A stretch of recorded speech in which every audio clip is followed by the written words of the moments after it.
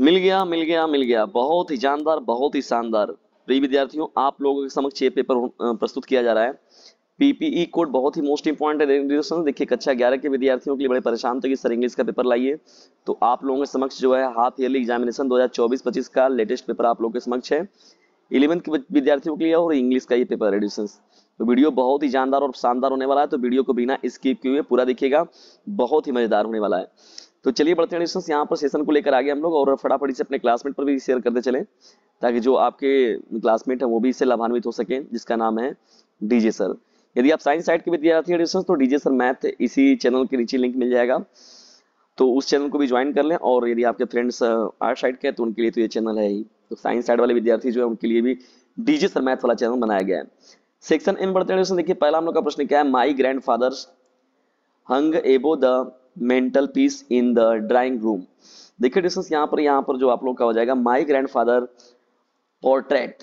तो यहाँ पर देखिए, ये जो होगा विकल्प नंबर ए जो होगा आपका, यहाँ पर फिल इन द ब्लैंक्स में जो होगा ये फिलअप किया जाएगा, पोर्ट्रेट। ठीक है। सेकंड प्रश्न क्या है, the portrait of A lady is written by. तो देखिए डिस्टेंस, जो ये जो लिखा गया है, बुक लिखा गया है खुशवंत सिंह जी के द्वारा लिखा गया। किसके द्वारा? विकल्प नंबर जो बी होगा आपका करेक्ट हो जाएगा, यानी खुशवंत सिंह जी के द्वारा लिखा गया था।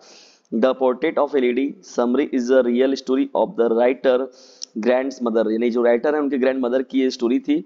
The name of the writer is Khushwant Singh. इसका मतलब है कि the portrait of A lady का मतलब हो गया कि खुशवंत सिंह के ग्रैंड मदर की ये मुख्य रूप से जो है रियल स्टोरी है। ठीक है ना, इसमें उन्होंने इस बात का जिक्र किया हुआ है।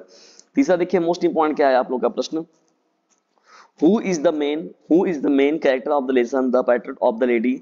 तो देखिए डिस्टेंस, यहाँ पर क्या हो जाएगा, the main character of the chapter जो पोर्ट्रेट ऑफ द लेडी था इज द डाटर, क्या हो जाएगा, द डाटर हो जाएगा जी, आपका करेक्ट हो जाएगा। ठीक है, ये जो होगा इस प्रश्न का राइट आंसर हो जाएगा। ठीक है, इशाबेल आर्चर के रूप में देखिए ये है, तो यहाँ पर आपका क्या डाटा हो जाएगा आपका। चौथे प्रश्न की ओर बढ़ते हैं, how many people were in the photograph, how many people were in the photograph. तो देखिए यहाँ पर क्या होगा, there are two people in the portrait in the story. देखिए यहाँ पर कितने लोग थे, मुख्य रूप से जो है जो दो लोग हैं स्टोरी में, जिसमें अथर के ग्रैंडफादर हैं और जो ग्रैंडफादर और जो अथर के क्या है ग्रैंड मदर है। ठीक है ना, दो लोगों पर है ये।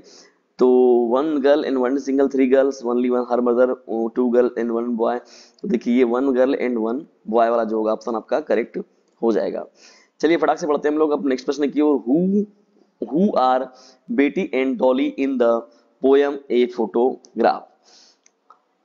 देखिए यहाँ पर जो हो जाएगा, तो क्या है, poets mother cousin, poet sisters, poet friends. तो देखिए यहाँ पर पोएट्स मदर कजिन, यानी जो कवित्री हैं, कवि हैं, उनके मदर की कजिन के रूप में बात किया गया यहाँ पर। तो who are better in the dolly in the poem, तो पोएट्स मदर कजिन। ठीक है, ये आपका राइट आंसर हो जाएगा। चलिए आगे बढ़ते हैं नोटिस, फटाफट से अपने क्लासमेट पर शेयर करते चलिए, तभी मजा आएगा पढ़ने और पढ़ाने का। Which material was the frame of the photograph made of.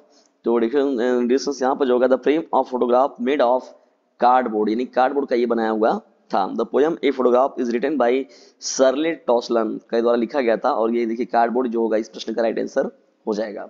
Next प्रश्न की ओर बढ़ते हैं। देखिए डिस्टेंस यहाँ पर जो हम लोग का है, दिसंबर 25 found us kilometre east of the Cape Town. देखिए डिस्टेंस यहाँ पर जो होगा 35 ये 3500, ठीक है ना, 35,000 जो हो जाएगा, तो 3500 टोटल जो होगा आपका इस प्रश्न का राइट आंसर हो जाएगा, यानी 3500।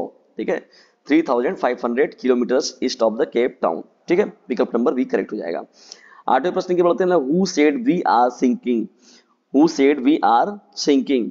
तो देखिए इस प्रश्न का जो राइट आंसर होगा मैरिज होगा, इस प्रश्न का राइट आंसर हो जाएगा। ठीक है ना, विकल्प नंबर बी जो होगा आपका करेक्ट हो जाएगा। चलिए फटाक से बढ़ते हैं हम लोग आगे, क्वेश्चन नंबर 9 को देखते हैं।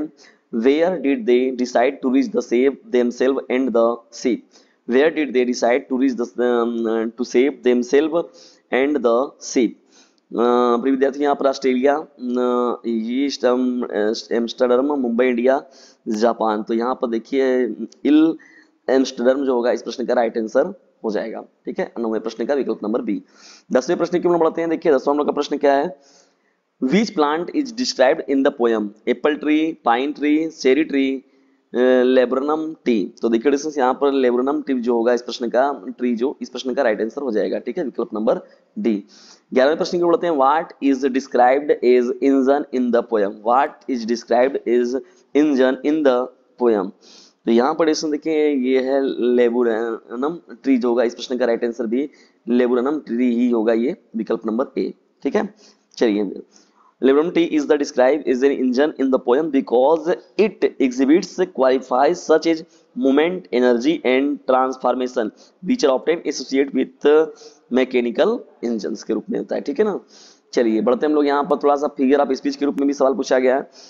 Which figure of speech is used in Slick as a lizard? तो यहाँ पर देखिए सीधा सीधा आपका क्या हो जाएगा, इसमें सिमिल हो जाएगा।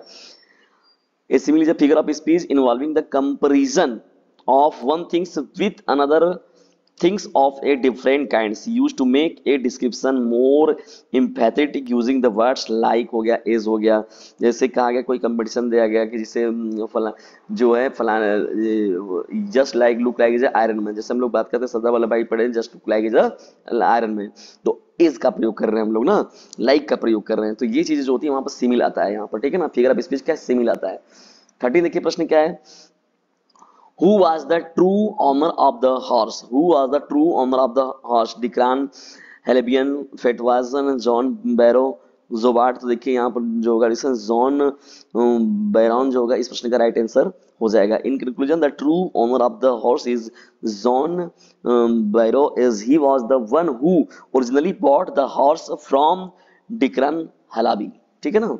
ये आपका 13 का विकल्प नंबर सी जो होगा आपका करेक्ट हो जाएगा।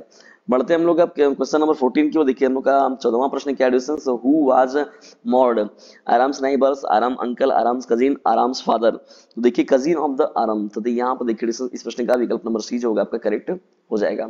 After the horse was stolen and returned it become रफर, sick and ill, stronger and better tempered, all of this.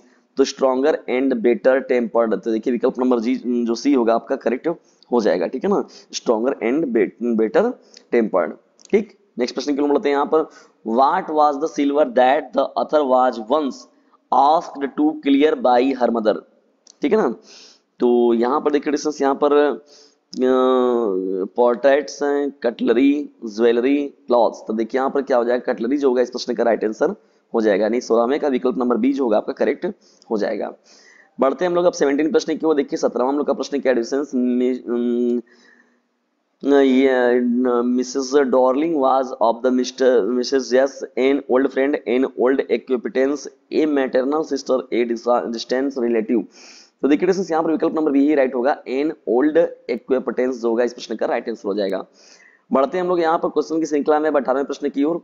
In total how many times did the author visit to give an address, once, twice, thrice, never. तो देखिए distance यहाँ पर क्या होगा, 2 times, यानी twice जो होगा इस प्रश्न का राइट आंसर हो जाएगा। The author visited to address 2 times ना, ट्वाइस हो जाएगा आपका, तो विकल्प नंबर बी जो होगा आपका राइट आंसर हो जाएगा, ठीक है ना, ऑप्शन बी करेक्ट हो जाएगा। Who opened the door upon the author second visit to Mrs Dorling house, Mrs Dorling, Mrs Dorling's husband, Mrs Dorling daughter, Mrs Dorling son. तो यहाँ पर डॉर्लिंग डॉटर जो होगा इस प्रश्न का राइट आंसर हो जाएगा, ठीक है ना। मिसेस डॉर्लिंग डॉटर जो होगा विकल्प नंबर सी जो होगा इस प्रश्न का राइट आंसर हो जाएगा, 19 का विकल्प नंबर सी। 20वें प्रश्न की ओर बढ़ते हैं हम लोग। In what condition did the author find the living room, in what condition did the author find the living room, well arranged, haphazard, creative, modern. तो देखिए हापाजार्ड कंडीशन जो होगा इस प्रश्न का राइट आंसर हो जाएगा, यानी 20वें का विकल्प नंबर बी जो होगा आपका करेक्ट हो जाएगा। प्रिय विद्यार्थियों देखिए ये 20 मोस्ट इंपॉर्टेंट आप लोग के लिए बहुत ऑब्जेक्टिव प्रश्न थे। सेक्शन बी में जब आप बढ़ते हैं तो ये देखिए रीडिंग पर है।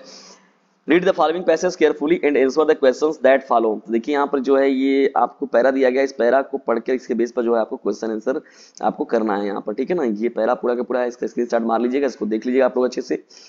प्रश्नों की श्रृंखला में लोग आगे बढ़ते हैं। यहाँ पर देखिए दूसरा पैरा है यहाँ पर इसके स्टार्ट मार्क इसका, और इसके बेस पर जो है यहाँ पर answer the following question in your on words में ये हम लोग को इसको करना है पूरा का पूरा, ठीक है ना। ये जो है डी तक प्रश्न जो है। चलिए आगे बढ़ते हैं हम लोग। यहाँ पर राइट इन आर्टिकल देखिए यहाँ पर लिखा गया है any one of the following topics in about 100 to 150 words में। Problem of rising prices, problem of unemployment, the dowry system, ये आपका write a letter to the editor of newspaper complaining about frequent breakdowns of electricity in your locality. ये हो गया आपका, या are के base पर जो है इसके जहां पर write a letter to the district magistrate about the nuisance caused by the use to loud speaker at the night. देखिए बहुत मोस्ट इंपॉर्टेंट है ये लाउड स्पीकर वाला जो होता है, बहुत बार बार पूछा जाता है।